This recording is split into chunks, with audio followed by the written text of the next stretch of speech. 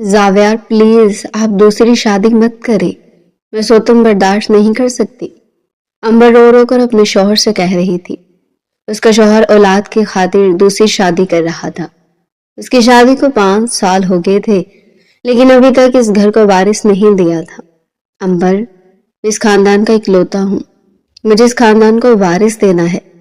और फिर निकाह के ऐन वक्त वो अपने शौहर के पास खड़ी थी कि आप एक शर्त पर दूसरी शादी करेंगे, इससे पहले आप मुझे तलाक देंगे। जाविर कहने लगा, तुम तलाक लेकर क्या करोगी?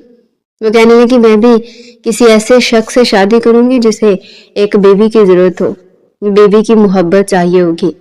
ये कहते वो बेहोश होकर गिर गई थी। जब डॉक्टर ने देखा तो, किससे मिलने के लिए गई थी तुम? जैसे वो कमरे के अंदर दाखिल हुई, जावियार ने गुस्से से उसका बाजू पकड़कर उसे दीवार के साथ पिन कर लिया। आप होते कौन है मुझसे ये सवाल करने वाले? अच्छा, अब क्या मुझे तुम्हें ये बावर करवाना पड़ेगा कि हम दोनों का क्या रिश्ता है? उसने अंबर की कमर पर अपनी गिरफ्त मजबूत की और उसे खुद से नजदीक कर लिया। वो किसी बिन पानी की मछली की तरह उसकी गिरफ्त में फड़फड़ा रही थी। छोड़े मुझे, दर्द हो रहा है। उसकी आंखों में आंसू आ गए और उसका लहजा भीग गया था। उसे जावियार के कंधे पर हाथ रखा और उसे खुद से दूर धकेलने की कोशिश की, मगर वो इसमें भी नाकाम हो गई थी। आखिर में वो उसके सीने पर सर रखकर छोटे बच्चों की तरह फुट फुट कर रोने लगी, जबकि वो प्यार से उसके बालों को सहला रहा था। मुझे आपसे शदीद नफरत है, आप सोच भी नहीं सकते आप मुझे कितने जहर लगते हैं। वो उसे पीछे हटते हुए चिल्लाते हुए बोली, मगर जावियार फिर से उसे अपनी जानिब खींच चुका था। तुम्हें मुझसे जितनी नफरत करनी है ना करो, लेकिन खुदा का वास्ता ये सब कुछ करके मुझे तकलीफ ना पहुंचाओ। तुम सोच भी नहीं सकती कि मैं तुम्हारे लिए कितना परेशान हो गया था। उसके चेहरे को अपने हाथों के प्याले में लेते हुए बोला, तो अंबर ने नफरत से अपना चेहरा फेर लिया। अगर आपको मेरी परेशानी होती या आपके दिल में मेरे लिए जरा सी भी कदर होती तो आप कभी मुझे सोतन वाली तकलीफ से दो चार ना करते। आप सोच भी नहीं सकते कि आपकी वजह से मैं कई रातों से ठीक तरह से सो नहीं पा रही हूँ। मैं आपके साथ किसी को खड़ा हुआ नहीं देख सकती। आपके नाम के साथ किसी और का नाम देखना तो बहुत ही दूर की बात है। आप ये समझने की कोशिश क्यों नहीं कर रहे हैं? मैं आपसे बेतहाशा मोहब्बत करती हूँ। वो हलक के बल चिल्लाते हुए बोली थी। जावियार के लिए उसको काबू करना बहुत मुश्किल हो गया था। उसे समझ नहीं आ रहा था कि वो अंबर को कैसे समझाए। वो खानदान और गांव के दबाव की वजह से दूसरी शादी करने पर मजबूर हुआ था, वरना उसके दिल में आज भी अंबर मौजूद थी। वो खुद भी उसकी जगह किसी और को नहीं देना चाहता था, मगर दादी जान ने उसे बेबस कर दिया था। मैंने 5 साल इंतजार किया है अंबर, उसके मुंह से बेसाख्ता निकला। लोग पूरी पूरी जिंदगी इंतजार करते हैं, आप वारिस के लिए मुझे धुतकार रही हैं। अगर तो मैं बांझ होती और आप मेरे साथ ये सब कुछ करते तो हमें कसम उठाकर कहते मैं एक हरफ तक ना बोलती। मगर जाविर, मुझ में तो कोई नुक्स भी नहीं है, मैं एक मुकम्मल औरत हूँ। फिर आप क्यों मुझे ये तकलीफ दे रहे हैं? रुके, मैं आपको एक चीज दिखाती हूँ। उसने अपना बैग खोला और उसमें से कुछ फाइल से निकाल कर जाविर के हवाले की थी। ये सब क्या है? अभी थोड़ी देर पहले मैं अपने टेस्ट करवाने के लिए गई थी।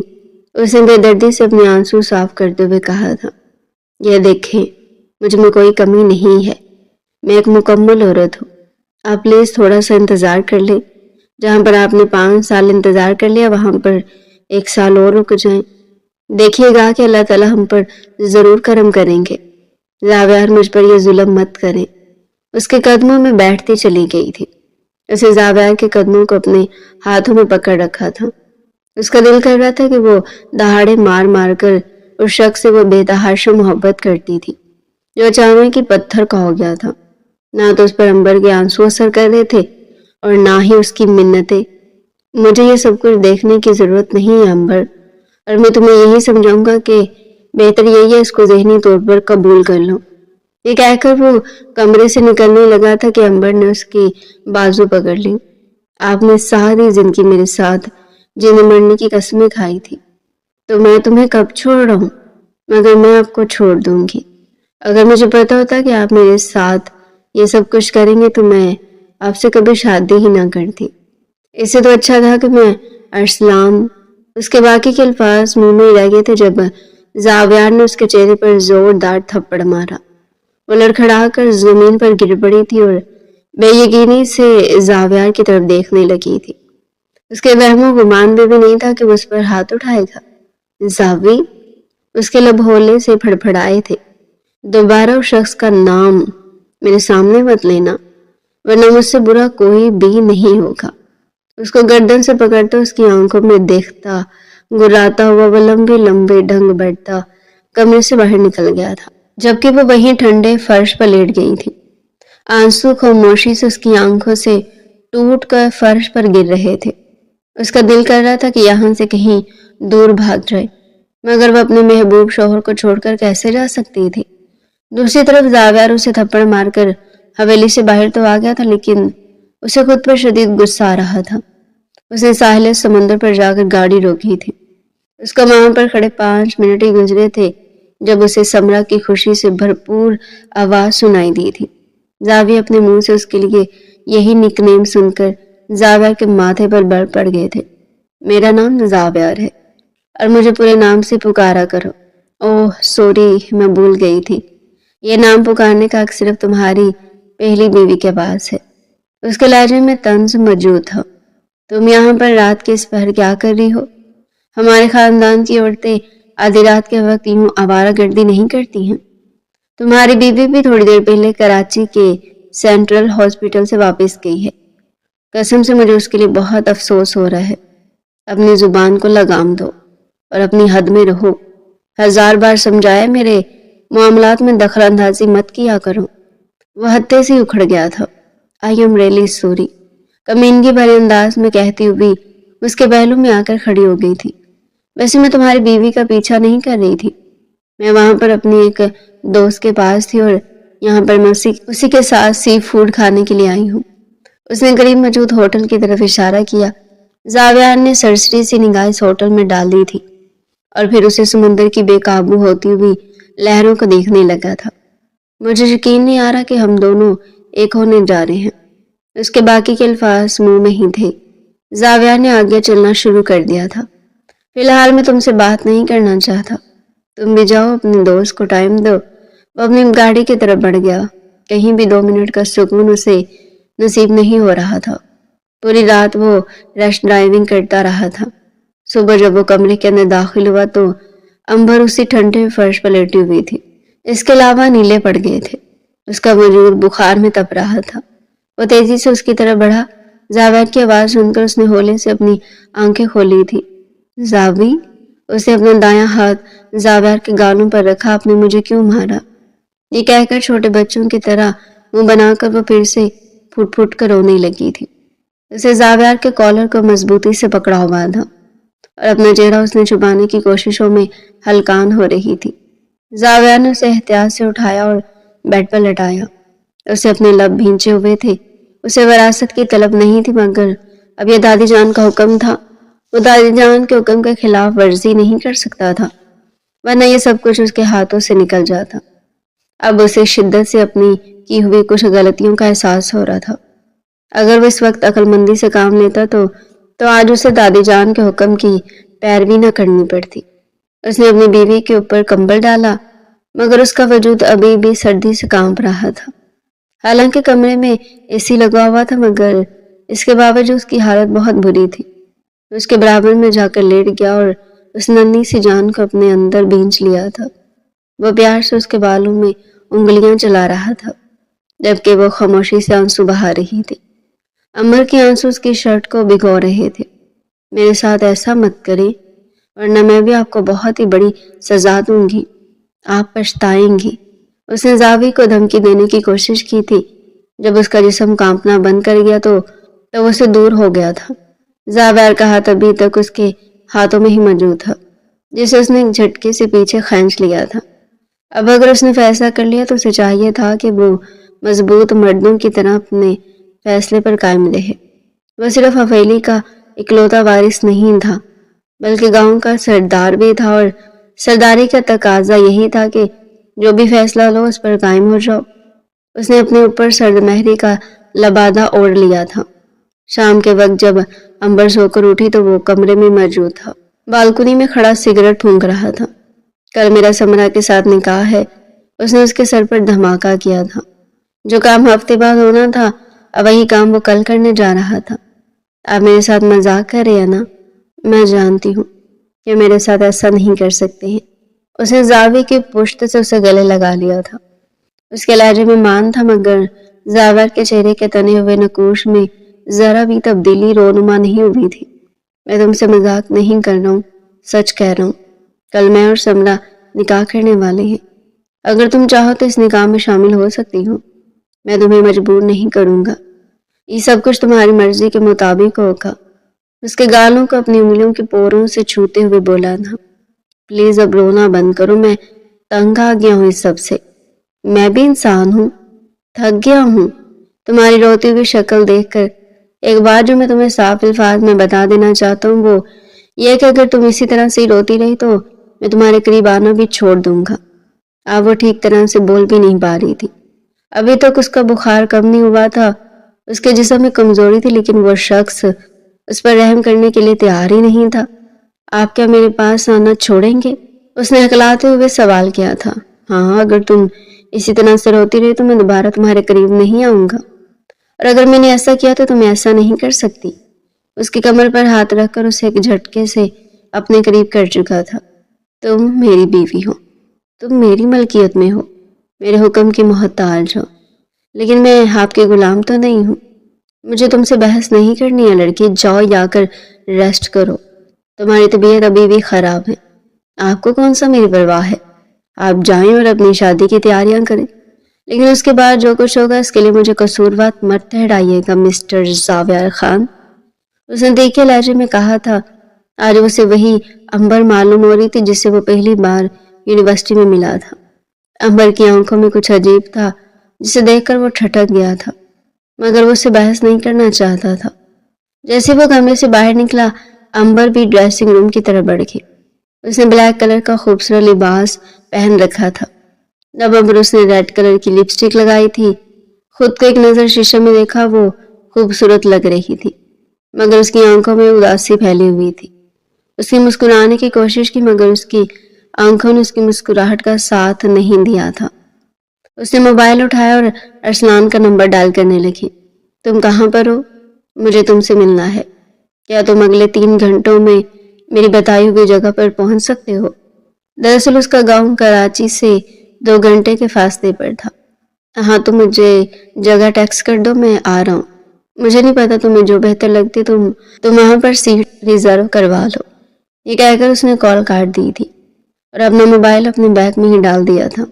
जब वो सीढ़ियां उतर रही थी तब दादी जान ने उसे देखा और खबासत भरे अंदाज में मुस्कुराते हुए बोली, तुमने तो अपने शौहर की शादी की तैयारियां अभी से शुरू कर दी हैं। आप तो जानती है दादी जान के मैं उसे किस कदर शदीद मोहब्बत करती हूँ, और उसकी खुशी के लिए अगर मुझे ये सब कुछ करना पड़ा तो मुझे कोई मसला नहीं है। अब आप भी तैयारी शुरू कर लें, क्योंकि आपके पसंदीदा औरत बहुत जल्द इस हवेली में आने वाली है।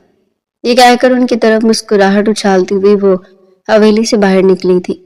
अचानक ही याद आने पर उसने शरफू को पुकारा, साहब के कमरे से गाड़ी की चाबी उठा कर लो।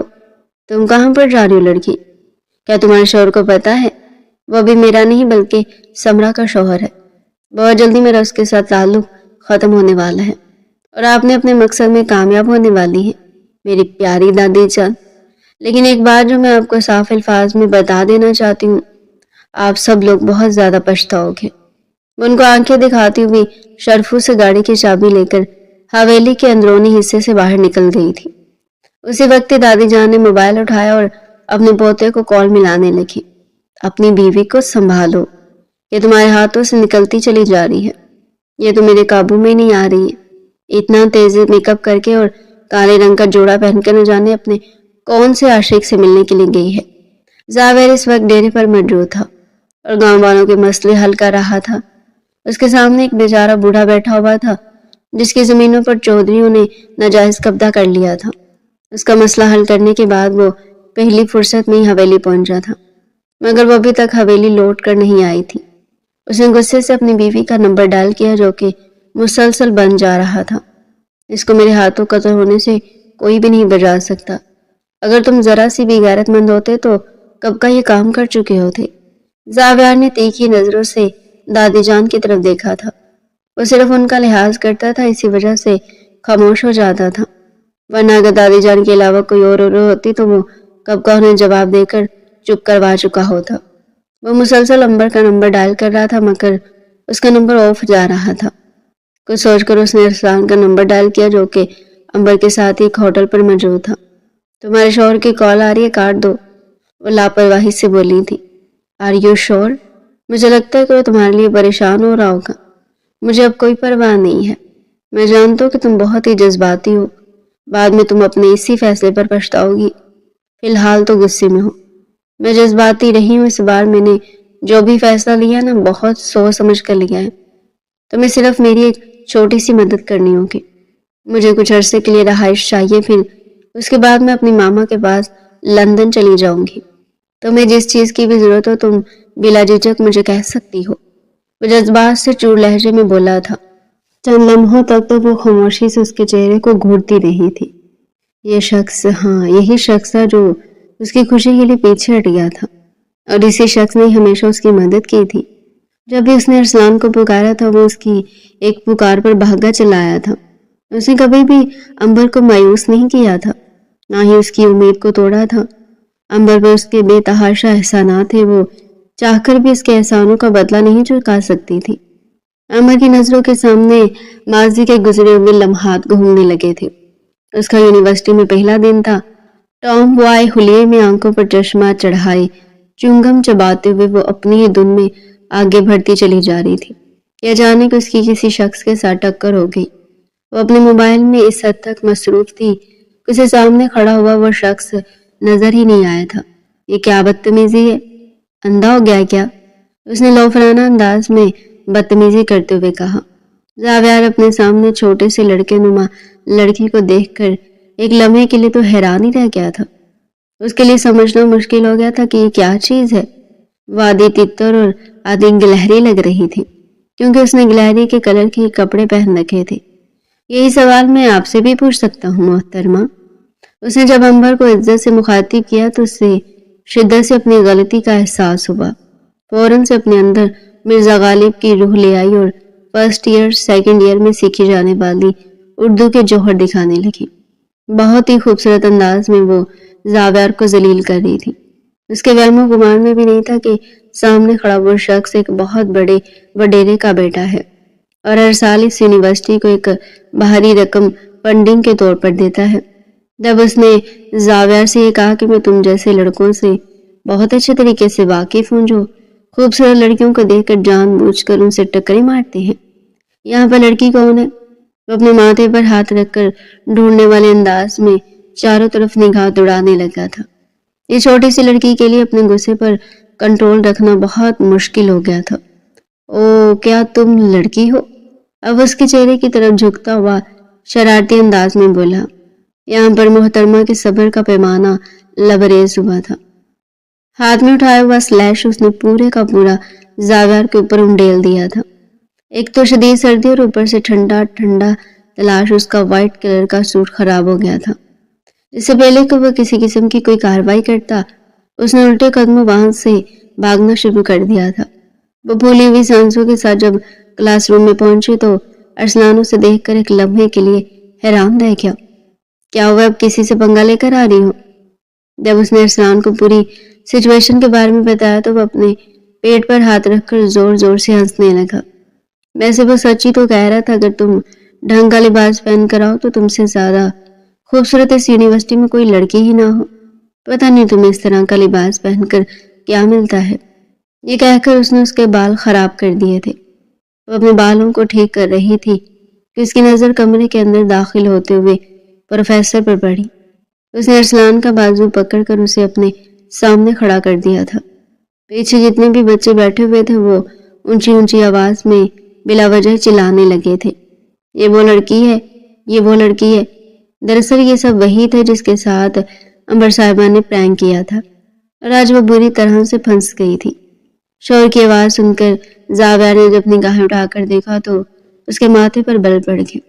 اسے اپنی گاڑی میں ایک دوسرا سوٹ رکھا ہوا تھا، اسی وجہ سے وہ جلدی چینج کر کے آ گیا تھا ورنہ اسے دوبارہ سے گھر جانا پڑتا۔ زاویہ نے اس کو تیکھی نظروں سے دیکھا مگر اس کی طرف نگاہ اٹھا کر دیکھنے سے گریز کر رہی تھی۔ اسے اپنی نگاہیں کتاب کے اوپر جمائی ہوئی تھی مگر ستم ظریفی تو یہ تھی کہ محترمہ نے کتاب بھی الٹی پکڑی ہوئی تھی۔ میری پیاری کزن، تم نے تو مجھے بتایا نہیں کہ تمہارے پاس یہ ٹیلنٹ بھی موجود ہے۔ ارسلان اس کے کانوں میں جھکتا ہوا شرارتی انداز میں بولا تو وہ خالی خالی نظروں سے اس کے چہرے کی طرف گھورنے لگی۔ آپ نے کتاب الٹی پکڑی ہوئی ہے، یہ سن کر وہ کھڑے بڑھا گئی تھی۔ دوسری طرف کلاس میں انٹروڈکشن کا سیشن شروع ہو گیا تھا۔ ہر بچہ اپنا تعارف کروا رہا تھا۔ جب اس کی باری آئی تو زاویہ نے اس کو سکپ کر دیا۔ آس پاس بیٹھے ہوئے بچے پھر سے اس کا مذاق بنانے لگے تھے۔ اسے زاویہ پر بہت غصہ آ رہا تھا۔ دل ہی دل میں اس نے فیصلہ کیا تھا کہ وہ HOD کے کمرے میں جا کر زاویہ کی شکایت لگائے گی، لیکن جب وہ وہاں پر گئی تو وہ پہلے سے موجود تھا۔ آئیے مس، ہم آپ کے بارے میں بات کر رہے تھے۔ آپ کی والدہ صاحبہ نے مجھے تاکید کی ہے کہ اگر دوبارہ آپ کا بھی اس طرح کی کوئی بھی سرگرمی سر انجام دیتی ہیں تو میں ان کو فوری طور پر کال کر کے اطلاع دے دوں۔ دیکھیے سر، میرا ایسا کوئی بھی ارادہ نہیں تھا اور میرے وہم و گمان میں تھا کہ ایک استاد ہے۔ یہ مجھے کسی بھی اینگل سے استاد نہیں لگ رہے تھے۔ مجھے تو یوں معلوم ہو رہا تھا جیسے کوئی لوفر ہماری یونیورسٹی میں گھس آیا ہو۔ اپنے لیے لوفر کا لقب سن کر وہ پہلو بدل کر رہ گیا تھا۔ محترمہ، تھوڑی سی شرم ہوتی ہے، تھوڑی سی حیا ہوتی ہے۔ سوری سر، میں نہیں جانتی کہ وہ کیا ہوتی ہے۔ اس کی زبان نے پھر سے حرکت کی تھی۔ ہمیشہ اس کی زبان غلط وقت پر ہی کھلتی تھی۔ عنبر کی والدہ کو کال کی گئی تھی، انہیں پھر سے اس کے کرتوتوں کے بارے میں بتا دیا گیا تھا۔ اس کا بس نہیں چل رہا تھا کہ وہ وہاں پر بیٹھے ہوئے اپنے ٹکلے HOD کی گردن اڑا دے، مگر ہائے یہ مجبوری۔ وہ دل ہی دل میں زاویہ کو گالیاں دیتی ہوئی باہر نکلی تھی۔ محترمہ کی بری عادت تھی کہ وہ گالیاں بھی اونچی آواز میں دیتی تھی۔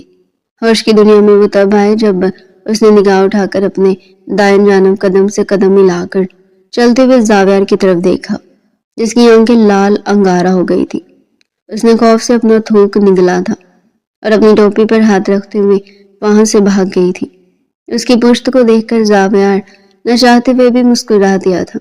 مل گئی اپنے آپ سے، کہتا وہ دوسری کلاس لینے کے لیے چلا گیا۔ وہ ایک بہت بڑے بزنس مین ہونے کے ساتھ ساتھ ٹریڈر بھی تھا اور پروفیسر بھی تھا۔ اسے بچوں کو پڑھانے کا بہت شوق تھا۔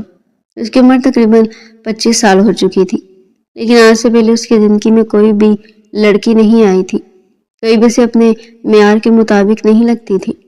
پہلے تو اسے سنجیدہ مزاج لڑکیاں پسند تھی، لیکن جب سے اس نے عنبر کو دیکھا تھا وہ نہ چاہتے ہوئے بھی اس کی طرف متوجہ ہونے لگا تھا۔ اسے یہ چھوٹی سی شرارتی لڑکی اپنے دل کے بے حد قریب لگی تھی، اور یہ وہی واحد لڑکی تھی جو اس کی پرسنالٹی سے امپریس ہونے کے بجائے اس کے سوٹ کا ستیہ ناز کر کے فرار ہوئی تھی۔ اس نے نہ تو زاویہ کو امپریس کرنے کی کوشش کی تھی اور نہ ہی اس نے اس کی پرسنالٹی میں کوئی دلچسپی دکھائی تھی، اور اسی چیز نے ہی زاویہ کو اس کی طرف کھینچا تھا۔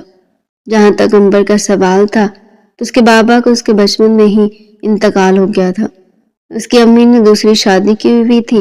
وہ اپنی امی کے ساتھ نہیں رہتی تھی بلکہ وہ اپنی خالہ جان کے پاس پاکستان رہتی تھی۔ ارسلان اس کی خالہ کا ہی بیٹا تھا۔ دونوں بچپن سے ایک دوسرے کے بے حد قریب تھے۔ وہ دونوں بہت زیادہ شرارتی تھی۔ مل کر انہوں نے پورے محلے کی ناک میں دم کر کے رکھا ہوا تھا۔ کرائم پارٹنر ہونے کے ساتھ ساتھ وہ ایک دوسرے کے دکھ سکھ کے بھی ساتھی تھے۔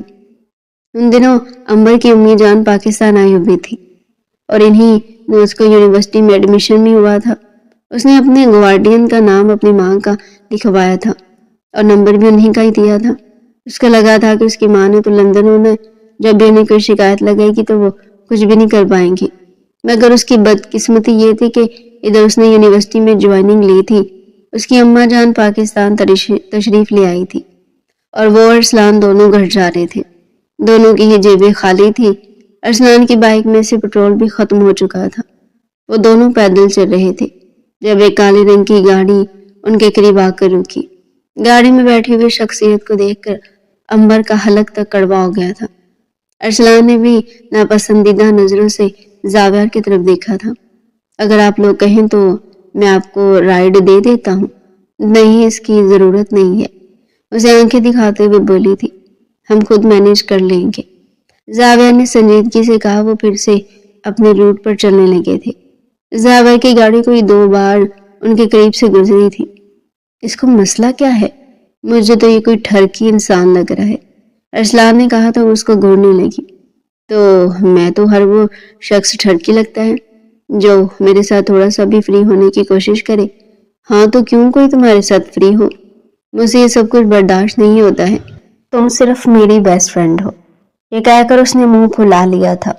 کل کو جب میری شادی ہوگی تو میں تمہارے شوہر کو جان سے مار دوں گا، اس کو آنکھیں دکھاتے ہوئے بولا۔ امبر اپنی گردن پیچھے کی طرف گرا کر کھل کر ہنسی۔ ہم ایسا کریں گے، مل کر ایک بہت بڑا پلان بنائیں گے۔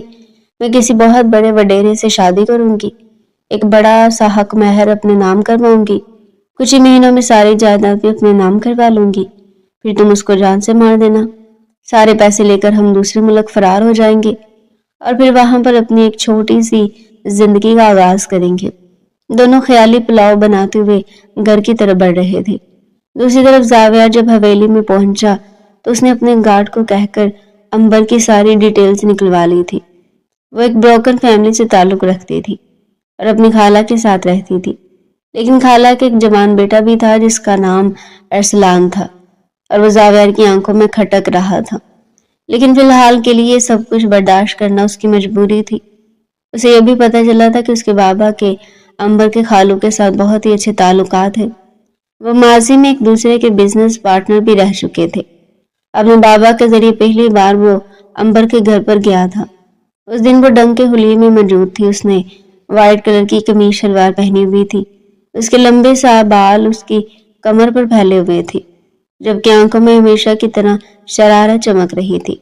وہ اس وقت بھی ارسلان کے ساتھ باہر لان میں ٹہل رہی تھی اور اس کی کہی ہوئی کسی بات پر کھلکھلا کر ہنس رہی تھی۔ جب زاویہ نے یہ دیکھا تو اس کا خون غصے سے کھولنے لگا تھا۔ دوسری طرف ارسلان بھی اس کو اپنے گھر کے اندر داخل ہوتا ہوا دیکھ کر ٹھٹک کر رکا تھا۔ جب امر کی نظر زاویہ پر پڑی تو وہ فوراً سے ارسلان کی ہڈی پکڑ کر اس کے پیچھے جا کر چھپ گئی تھی۔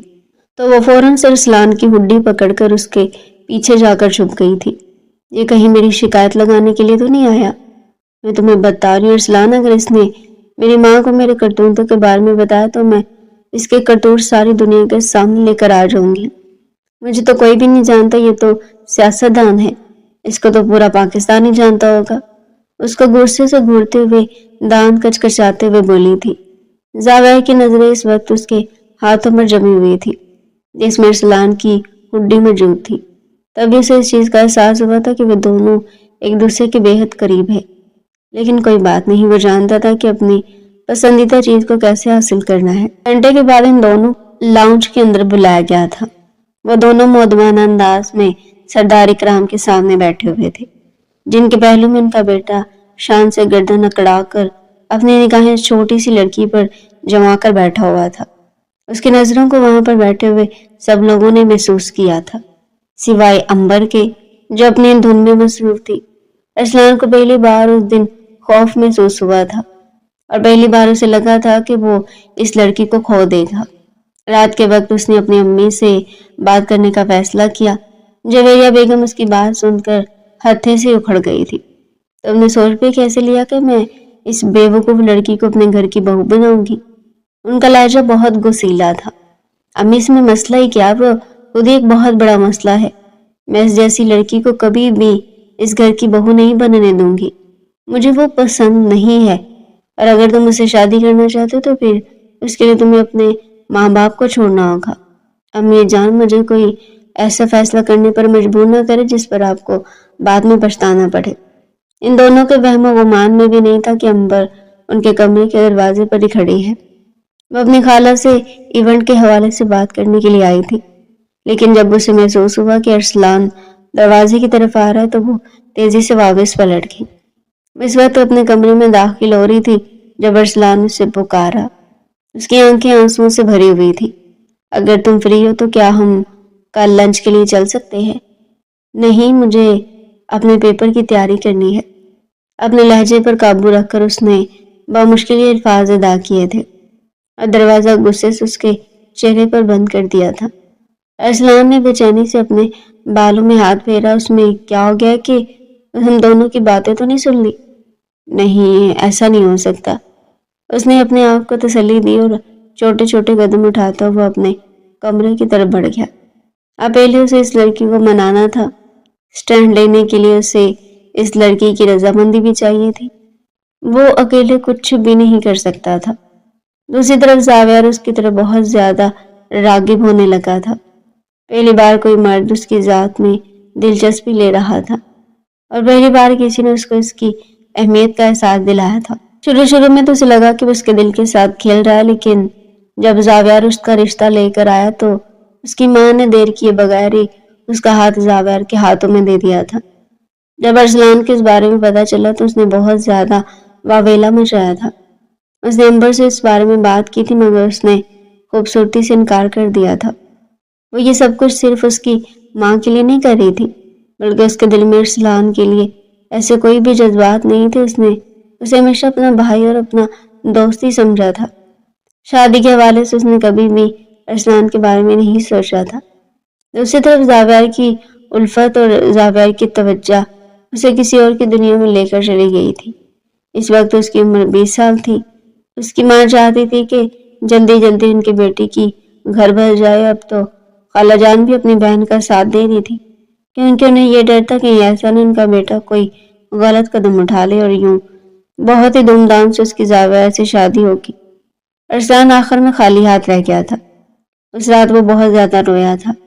اس کا دل بہت تکلیف میں تھا مگر اس کے باوجود بھی وہ چھوٹی سی لڑکی سے نفرت نہیں کر پا رہا تھا۔ وہ لڑکی اسے اپنے دل کے بے حد قریب محسوس ہوتی تھی۔ جب بھی وہ اسے پکارتی تھی اس کے پاس اس کی مدد کے لیے چلا جاتا تھا۔ ان 5 سالوں میں جب بھی اس نے ارسلان کو روتے ہوئے کال کی تھی تو وہ بے چین ہو گیا تھا۔ جب بھی زاویہ اس کا دل دکھاتا تھا وہ ارسلان کے نمبر ڈائل کرتی تھی کیونکہ وہی اس کا بیسٹ فرینڈ تھا۔ اس کے علاوہ اس نے کبھی بھی کسی سے اپنی کوئی بھی بات شیئر نہیں کی تھی۔ اس کی سہیلیاں بھی نہیں تھی کیونکہ جب بھی کوئی لڑکی اس سے دوستی کرتی تھی تو ارسلان اس لڑکی سے بھی امبر کی دوستی ختم کروا دیتا تھا کیونکہ وہ جالس ہوتا تھا۔ وہ امبر کو کسی لڑکی کے ساتھ برداشت نہیں کر سکتا تھا۔ لڑکا تو بہت ہی دور کی بات، لیکن قسمت کی ستم ظریفی کہ اس نے خود اپنی آنکھوں سے اپنی محبت کو کسی اور کے ساتھ رخصت ہوتے ہوئے دیکھا تھا۔ شادی کے 5 سالوں کے بعد جب زاویہ نے دوسری شادی کی بات کی تو وہ بری طرح سے ٹوٹ گئی تھی۔ ابھی بھی وہ اس نام سے ملنے کے لیے آئی تھی اور اس نے فیصلہ کیا تھا کہ وہ زاویہ سے طلاق لے لے گی۔ اس معاملے میں بھی ارسلان اس کا ساتھ دے رہا تھا۔ اس کا تو کام یہی تھا کہ امبر جو کچھ بھی کہے گی وہ اس پر رضامندی دکھا دے گا، چاہے وہ ٹھیک ہو یا غلط ہو۔ ان دونوں کے ایک دوسرے کے ساتھ بیٹھے ہوئے بھی 2 گھنٹے گزر گئے تھے۔ امبر کو گھر سے باہر نکلے ہوئے تقریباً 5 گھنٹے بیت چکے تھے۔ اس دوران اس کے موبائل پر زاویہ کے نمبر سے ہزاروں کے حساب سے کالز آ چکی تھی۔ وہ ہر بار ہی اس کی کال کو اگنور کر دیتی تھی۔ اب تمہارا کیا ارادہ ہے؟ میں حویلی واپس نہیں جانا چاہتی کیونکہ وہ کل نکاح کر رہا ہے تو پھر تم کہاں جاؤ گے؟ میں اپنے بابا والے گھر میں جا رہی ہوں۔ وہ ماما نے میرے نام ہی کروا دیا تھا۔ وہاں پر طاہر لوگوں کی فیملی رہتی ہے۔ آج کی رات میں وہیں پر ہی گزاروں گی اور پھر کل کے بارے میں دوبارہ سے سوچوں کہ اگر تم کہو تو میں تمہیں اپنے گھر لے کر جا سکتا ہوں۔ ماما تمہیں دیکھ کر بہت خوشی ہوں گی۔ وہ تمہیں بہت ہی یاد کرتی ہیں۔ جویریہ بیگم کو اس کے جانے کے بعد احساس ہوا تھا کہ ان کے گھر میں جتنی بھی رونق تھی وہ امبر کے دم سے ہی تھی۔ اور اس لڑکی کے جانے کے بعد ان کا بیٹا بھی مرجھا گیا تھا۔ انہوں نے اپنے ہاتھوں سے اپنے بیٹے کی خوشیوں کو قتل کیا تھا۔ وہ پچھتاتے تھے مگر پچھتانے کا کوئی بھی فائدہ نہیں تھا۔ ارسلان کے ساتھ جب اپنے خالہ جان کے گھر کے اندر داخل ہوئی تو زاویہ بڑی نشست پر ٹانگ چڑھائے بیٹھا تھا۔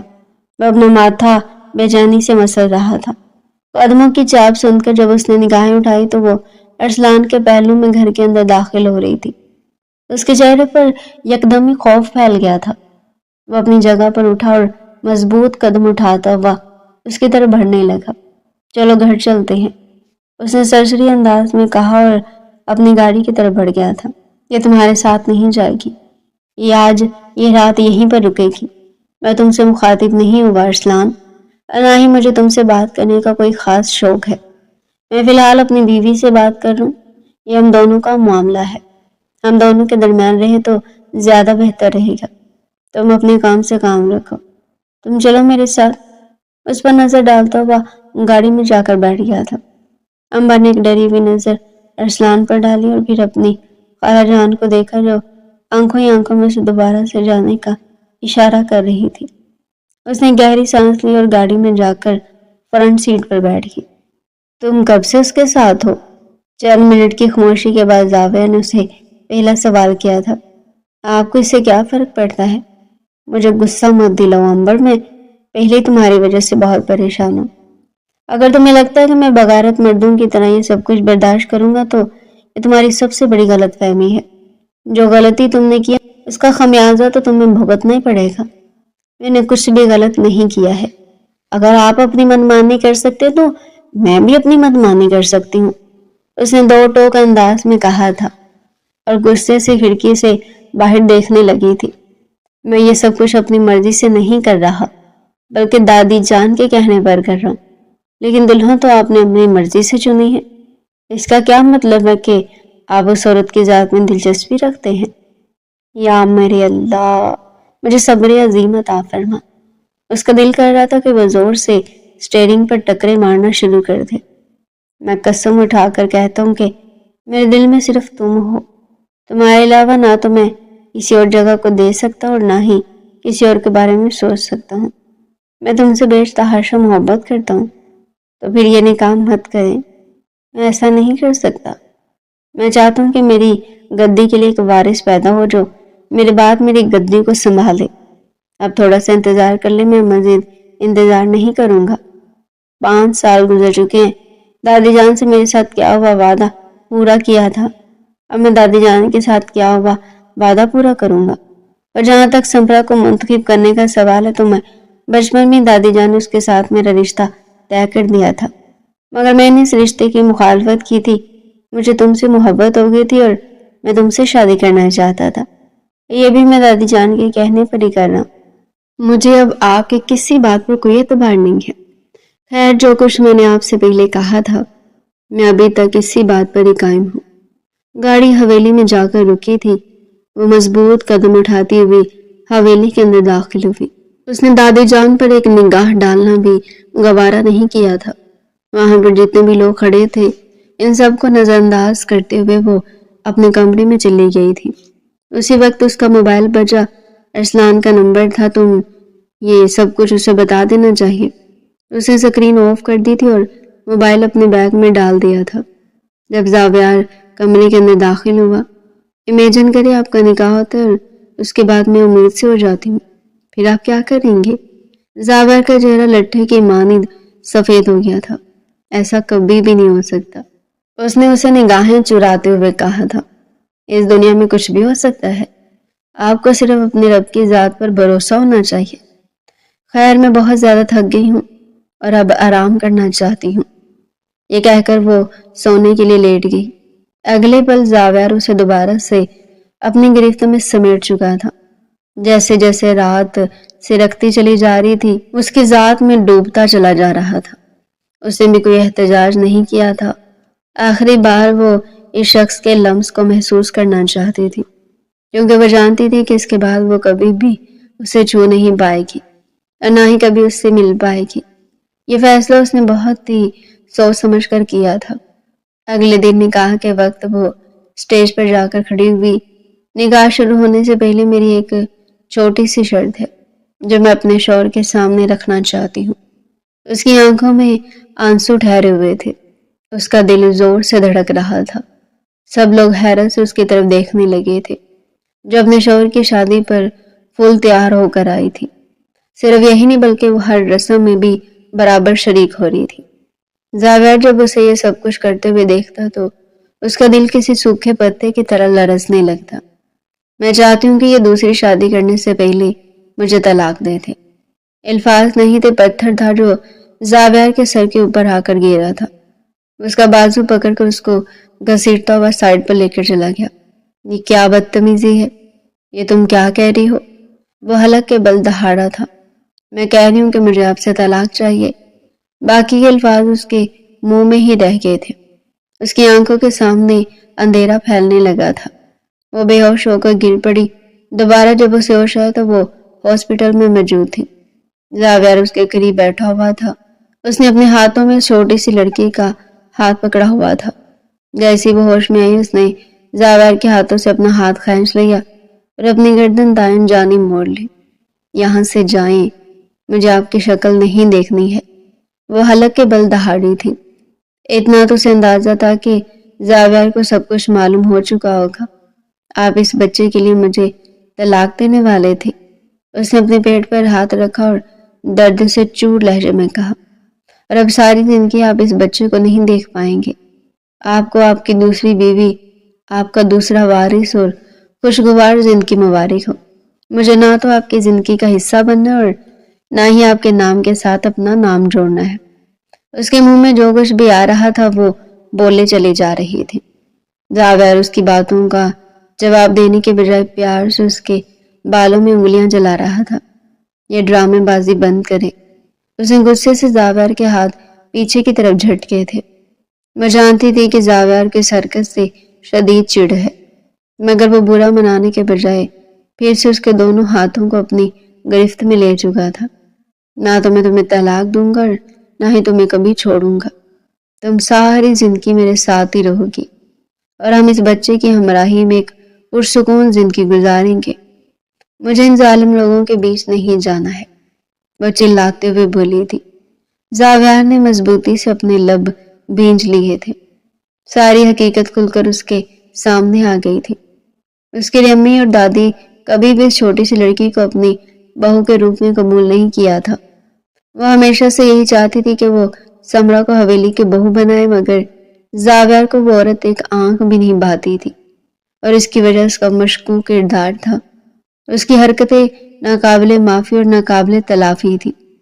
وہ کسی بھی ایسی عورت سے شادی نہیں کرنا چاہتا تھا جس کے ماضی میں ہزاروں مردوں کے ساتھ چکر رہ چکے ہوں۔ اسے شادی کرنے کے لیے با کردار اور اچھے گھرانے کی عورت چاہیے تھی۔ امبر میں وہ سب کچھ تھا جو اسے چاہیے تھا۔ اپنے گھر والوں سے لڑ کر اس نے امبر سے نکاح کر لیا تھا۔ اس کے بابا نے اس کا پورا ساتھ دیا تھا۔ دوسری طرف امبر کے وہم و گمان میں بھی نہیں تھا کہ دادی جان پچھلے چند سالوں سے اسے ایسے پیلز دے رہی تھی جس کی وجہ سے اس کے بچے پیدا نہیں ہو رہے تھے۔ 2 مہینے پہلے اس نے دادی جان کو اپنے دودھ میں کوئی چیز ملاتے ہوئے دیکھ لیا تھا۔ اس کے بعد اس نے دادی جان کے ہاتھ سے دودھ پینا بھی چھوڑ دیا تھا اور پھر وہ اپنا چیک اپ کروانے کے لیے گئی تھی۔ اس کی رپورٹس کلیئر آئی تھی۔ ڈاکٹر نے اسے خبردار کیا تھا کہ تمہیں ایسی دوائیاں دی جا رہی ہیں جس سے تمہاری پروڈکٹیوٹی ختم ہونے کا اندیشہ ہے۔ اس کے بعد اس نے حویلی سے کھانا کھانا ہی چھوڑ دیا تھا۔ اگر اسے کھانا بنانا ہوتا تو وہ اپنے ہاتھوں سے اپنے لیے کھانا بناتی تھی۔ فی الحال اس نے اس بارے میں زاویار کو کچھ بھی نہیں بتایا تھا کیونکہ جانتی تھی کہ وہ اس کی باتوں پر یقین نہیں کرے گا۔ وہ اپنی دادی جان اور اپنی امی جان سے بے تحاشا محبت کرتا تھا۔ کل جب وہ ارسلان کے ساتھ تھی تو اس کی طبیعت اچانک ہی خراب ہو گئی تھی۔ ارسلان اسے اپنے ساتھ لے کر ہاسپٹل گیا تھا۔ وہاں پر جب اس نے چیک اپ کروایا تو اس کو معلوم ہوا وہ امید سے ہے، مگر وہ اس بارے میں زاویار کو نہیں بتانا چاہتی تھی۔ ارسلان کو اس کی فکر تھی، ہو جانا تھا کہ وہ زاویار سے بے تحاشا محبت کرتی۔ اگر وہ زاویار سے الگ ہو جاتی تو وہ کبھی بھی خوش نہیں رہ پائے گی۔ اس نے اپنی خوشی کو قربان کیا تھا اور زاویار کو خود اس حقیقت کے بارے میں بتایا تھا کہ تمہاری بیوی امید سے ہے اور اس کو پچھلے کچھ عرصے سے تمہارے حویلی کے لوگ ایسی دوائیاں دے رہے ہیں جس کی وجہ سے وہ امید سے نہیں ہو پا رہی تھی۔ دوسری طرف سمرا نے ایک ایسی غلطی کی تھی جس کی وجہ سے اب اسے پولیس سے چھپنا پڑ رہا تھا اور وہ لندن فرار ہو گئی تھی۔ جب زاویار بارات لے کر اس کی حویلی گیا تو دلہن ہی حویلی میں موجود نہیں تھی۔ وہ خدا کا لاکھ شکر ادا کر رہا تھا کہ ہر کام اور فیصلہ اس کے حق میں ہو رہا تھا۔ پھر جب اس کی بیوی بے ہوش ہوئی تو اس کو لے کر ہاسپٹل آ گیا۔ اس کی امید کی خبر سن کر وہ بہت زیادہ خوش تھا، مگر وہ اسے نگاہیں پھیر کر بیٹھی ہوئی تھی۔ اس کے ساتھ حویلی واپس نہیں گئی تھی بلکہ وہ اپنے ماما کے پاس لندن چلی گئی تھی۔ ارسلان اس کے ساتھ ہی موجود تھا۔ ارسلان نے زاویار کو تسلی دی تھی تم فکر مت کرو، میں اس کا بہت زیادہ خیال رکھوں گا اور تمہیں مجھ سے انسیکیور ہونے کی ضرورت نہیں ہے۔ میری طرف سے تمہاری بیوی کو کوئی خطرہ نہیں ہے اور نہ ہی میں تمہاری بیوی کے کان بھروں گا۔ میری خوشی اسی چیز میں ہے کہ یہ تمہارے ساتھ خوش رہے، باقی مجھے اور کچھ بھی نہیں چاہیے۔ اگر اس کی خوشی تم سے جڑی ہوئی ہے تو تم مجھے قبول ہو۔ یہ کہہ کر وہ اس کے کندھے کو تھپکتا ہوا وہاں سے چلا گیا تھا۔ زاویہ اس عظیم شخص کی پشت کو گھور کر رہ گیا تھا۔ اگر وہ ارسلان کی جگہ ہوتا تو کبھی بھی اس موقع کو ہاتھ سے جانے نہ دیتا، بلکہ اس موقع کا فائدہ اٹھا کر اس عورت کو اپنے قابو میں کر لیتا۔ لیکن ارسلان خود سے بھی زیادہ اس لڑکی سے محبت کرتا تھا۔ اسے اپنی خوشی سے زیادہ اس لڑکی کی خوشی اہم تھی۔ اس کے ساتھ لندن تو آ گئی تھی لیکن یہاں پر اس کا دل نہیں لگتا تھا۔ ہر وقت اسے زاویہ کی اجازت آتی رہتی تھی۔ اس کے ساتھ گزارے ہوئے لمحات، ان لوگوں نے مل کر ایک دوسرے کے ساتھ بہت ہی پلاننگز کی تھی، وہ ساری اسے فلاپ ہوتی ہوئی نظر آ رہی تھی۔ لندن میں سردیوں کی پہلی برف باری تھی۔ وہ کونے کمرے کی کھڑکی میں کھڑی تھی۔ جب کوئی اس کے پہلو میں آ کر کھڑا ہوا، اس نے نگاہیں اٹھا کر دیکھا تو پھر نگاہیں پلٹنا ہی بھول گئی۔ وہاں پر زاویہ موجود تھا، جو مسکراتے ہوئے اس کے چہرے کو دیکھ رہا تھا۔ اگلے پل اس نے اس چھوٹی سی لڑکی کو اپنے گلے سے لگا لیا۔ وہ تیزی سے اس سے دور ہوئی تھی۔ چھوڑو مجھے، اس نے مصنوعی غصے سے کہا۔ میں ابھی تمہیں یہی کہنا چاہتا ہوں کہ اب غصہ چھوڑ دو۔ میں مزید تم سے دوری برداشت نہیں کر سکتا ہوں۔ تم سوچ بھی نہیں سکتی کہ تمہارے بغیر یہ وقت میں نے کتنی مشکل سے کاٹا ہے۔ وہ ابھی یہی کہنا چاہتی تھی لیکن فی الحال وہ یہ شو کر رہی تھی کہ وہ اس سے ناراض ہے۔ مجھے فرق نہیں پڑتا ہے۔ آپ کو بھی تو فرق نہیں پڑا تھا۔ میں قسم اٹھا کر کہتی کہ مجھے ہر ایک چیز سے فرق پڑا تھا۔ اور تمہیں کیا لگتا تھا کہ میں اس سے شادی کر کے کوئی بہت زیادہ خوش تھا؟ بالکل بھی نہیں۔ مجھ سے کبھی بھی شادی نہ کرتا، میں کوئی نہ کوئی راستہ نکال لیتا۔ میں اسی وجہ سے تمہیں صبر کرنے کا کہہ رہا تھا، مگر تم نے میری بات ہی نہیں سنی۔ اس نے امبر کے گرد اپنی بازو لپیٹ لی تھی اور اپنا سر اس کے کندھے پر رکھ لیا تھا۔ آپ نے بہت دیر کر دی، آپ کو پہلے آنا چاہیے تھا، اس نے شکایت کی تھی۔ تو وہ دھیمے سے انداز میں مسکرا دیا تھا اور پھر اس کے گالوں پر پیار بھرا بوسہ دیتے ہوئے بولا، میں اس پر بہت زیادہ شرمندہ اور مجھے ہمیشہ اس کا پچھتاوا رہے گا۔ مجھے معاف کر دو، مجھ سے غلطی ہو گئی ہے۔ وعدہ کرتا ہوں کہ دوبارہ کبھی بھی تمہاری آنکھ میں آنسو نہیں آنے دوں گا۔ ہمیشہ تمہیں اپنے سینے کے ساتھ لگا کر رکھوں گا۔ میں نے دادی جان سے بھی ساری باتیں کلیئر کر لی ہیں۔ وہ اپنے کیے پر بہت زیادہ شرمندہ ہے۔ بابا جان نے بھی میرا ساتھ دیا اور جہاں تک سمرا کا سوال ہے تو اس کا تو یہ بھی نہیں پتا وہ زندہ ہے کہ مر گئی ہے۔ خیر، اس جیسی لڑکیوں کا آخر میں ہی انجام ہوتا ہے۔ میں اس بارے میں بات کر کے یہ خوبصورت لمحات ضائع نہیں کرنا چاہتا۔ یہ کہہ کر وہ اسے اپنے اندر بھیج چکا تھا۔ اسے ارسلان نے ہی اتنا انتظار کرنے کے لیے کہا تھا۔ ارسلان کو پتا تھا کہ ابھی اس لڑکی کا دکھ گہرا ہے۔ اس تکلیف سے نکلنے میں اسے تنہائی چاہیے اور تھوڑا سا وقت چاہیے۔ اور اب جب ٹھیک وقت آیا تو اس نے زاویہ کو لندن بلا لیا۔ خود اگلی فلائٹ سے وہ پاکستان چلا گیا تھا۔ زاویہ اس عظیم انسان کا مشکور تھا۔ تو ڈیئر پیارے ناظرین، یہ تھا آج کا ہمارا انٹرسٹنگ مزے کا ناول۔ مزید ایسے ہی ناول ہمارے چینل پر ڈیلی سننے کے لیے چینل کو سبسکرائب کریں، ویڈیو کو لائک کریں اور کمنٹ سیکشن میں اپنی رائے لازمی دیں۔